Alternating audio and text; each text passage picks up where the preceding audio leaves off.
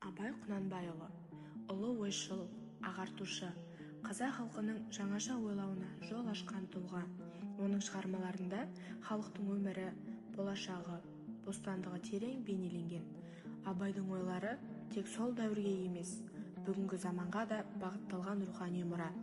Ендігі кезекте Абайдың қоғамдық саяси көзқарастарына қысқаша шолу жасай кетсек. Абай халықты білімге, ғылымға шақырды. Ол білімдіден шыққан сөз талаптыға болсын тездеп жастарды оқуға үндеді. Абай үшін білім халықты алға серудің негізгі жолы еді. Абай ел ішіндегі билік жүйесінің әділетсіздігін сынға алды. Ол би, болыс, старшындардың халыққа емес өз мүддесі үшін жұмыс істегенін айтып, оларға қарсы тұрды. Ол әділдік мен адалдықты ең жоғарғы құндылық деп санады. Осы ойлармен Абай өзінің халқына жанашыр болғанын дәлелдеді. Біз мұңымызды айтып келдік, бірақ әділдік қайда? Шаруаға салық көбейіп тұр, әділетсіз шешімдер толып. Заң біздің қолымызда. Кімге не тиесілі екенін біз шешеміз.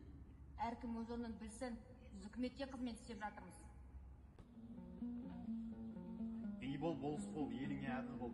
Сендер биліктеріңді өз пайдаңа жұмсадыңдар. Ал мен әділдік пен адалдықты жоғары қоямын.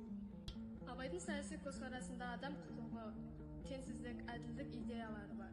Ол кел балалар оқылық ұранымен қараңғылықты жоюды мақсат етті.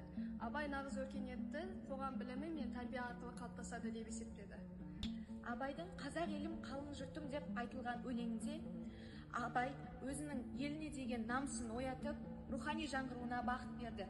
Абай өзінің елін қамын ойлаған нағыз ұлт зиялысы болды. Абай өз замандағы халықтың әлеуметтік жағдайына терең алаңдады. Ол жұрттың бірлігі мен татулығын сақтау арқылы ғана ұлт болып қалыптасуға болатынын айтты. Абай үшін руға, жүзге бөліну қоғамды әзірлететін қасірет еді. Сондықтан ұлт болудың негізгі шарты рухани тұтастық деп есептейді. Осы тақырыпты қорытындылай келе Абайдың қоғамдық көзқарасы бүгінгі күнге де өзекті. Оның адамгершілік, әділеттілік туралы ойлары ұлтқа бағыт сілтейтін шамшырақ. Біз Абайды ғана оқып қоймай, оның идеяларын өмірде қолдануымыз қажет. Сонда ғана Абай армандаған кемел қоғамға қол жеткізе аламыз.